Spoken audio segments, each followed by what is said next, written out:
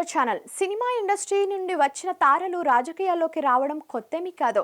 ఇప్పుడున్న పరిస్థితుల్లో రాజకీయాలు అలాగే సినీ పరిశ్రమకు సంబంధించి ఎలా మిళితమై కొనసాగుతుందో తెలిసిందే. కాగా సౌత్ నుంచి మరీ ముఖ్యంగా చాలా మంది స్టార్స్ రాజకీయాల్లో ఉన్నారు. అలా ఉన్న వారిలో కొత్తగా వచ్చిన వారు అలాగే ఆల్రెడీ సెటిల్ అయి ఉన్నవారు కూడా ఉన్నారు. మరి ఒకప్పుడు సినిమా నుంచి వచ్చిన టాప్ స్టార్స్ వచ్చిన వెంటనే సక్సెస్ అయిన వారు కనిపించారు. కానీ తర్వాత కాలం మారిన తర్వాత మాత్రం అలాంటి పరిస్థితులు కనిపించడం లేదు. అలా తమిళ్ నుంచి సహా తెలుగు నుంచి ఎంజీఆర్ అలాగే సీనియర్ ఎన్టీఆర్లు భారీ సక్సెస్ అయ్యారు. అయితే వారి తర్వాత ఆ రేంజ్లో జనాకర్షణ కలిగి ఉండి పాలిటిక్స్లోకి ఎంటర్ అయింది మాత్రం మెగాస్టార్ చిరంజీవి అని చెప్పాలి. ప్రజల్లో మెగాస్టార్ చిరంజీవికి ఉన్న అభిమానం ఏ రేంజ్లో ఉందో ప్రత్యేకంగా చెప్పనక్కర్లేదు. చిరంజీవి కూడా ఆ అభిమానమే నన్ను రాజకీయాల్లో నిలబడుతుంది అని అనుకున్నారు. తన పార్టీ ఆవిర్భావమే తెలుగు రాష్ట్రాల్లో ఒక సంచలనంగా మారింది అప్పట్లో.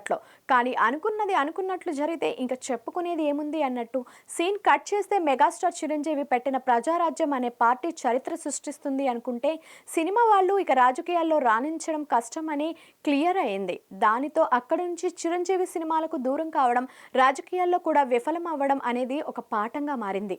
దీని తర్వాత చిరంజీవి తన పార్టీని కాంగ్రెస్లో విలీనం చేయడం, అక్కడి నుంచి అదే పార్టీలో కొనసాగడం జరిగింది. అయితే తర్వాత మళ్ళీ రాజకీయాలకి దూరం అయ్యి సినిమాల్లో ఎంట్రీ ఇచ్చారు.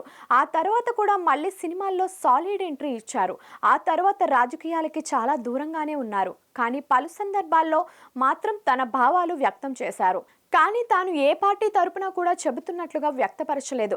సో పొలిటికల్గా అతీతంగానే ఉన్నారు. కానీ తర్వాత కూడా తాను ఆ పార్టీలో చేరుతున్నారు, ఈ పార్టీలో చేరుతున్నారు అంటూ పలు పుకార్లు ఎన్నో వచ్చేవి.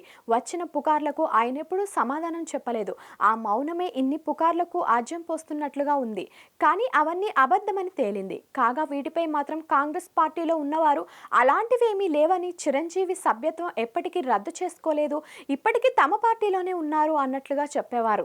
దీనితో చిరు ఇప్పుడు వరకు ఆ పార్టీలోనే ఉన్నారనే అంతా అనుకుంటున్నారు. కానీ లేటెస్ట్ గా తనపై మరో రూమర్ వైరల్ గా మారుతుంది. దీనిపై చిరంజీవి మళ్ళీ రాజకీయాల్లోకి ఎంట్రీ ఇస్తున్నట్లుగా తెలుస్తుంది. దీనితో చిరంజీవి ముందు రెండు ఆప్షన్స్ ఆల్రెడీ ఉన్నాయి. అందులో మెయిన్ గా తన తమ్ముడు పవన్ కళ్యాణ్ జనసేన పార్టీ ఉంది.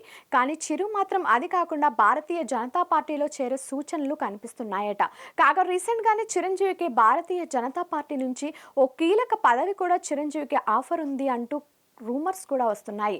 ఇలా మొత్తానికి చిరంజీవి పొలిటికల్ రీఎంట్రీ కోసం మళ్ళీ వార్తలు మొదలయ్యాయి. మరి ఇవి ఎంత మేర నిజమవుతాయి అనేది కాలమే నిర్ణయించాలి. ఈ వార్తలు నిజం కావాలి అని వేచి చూసే అభిమానులు చాలా మంది ఉన్నారు.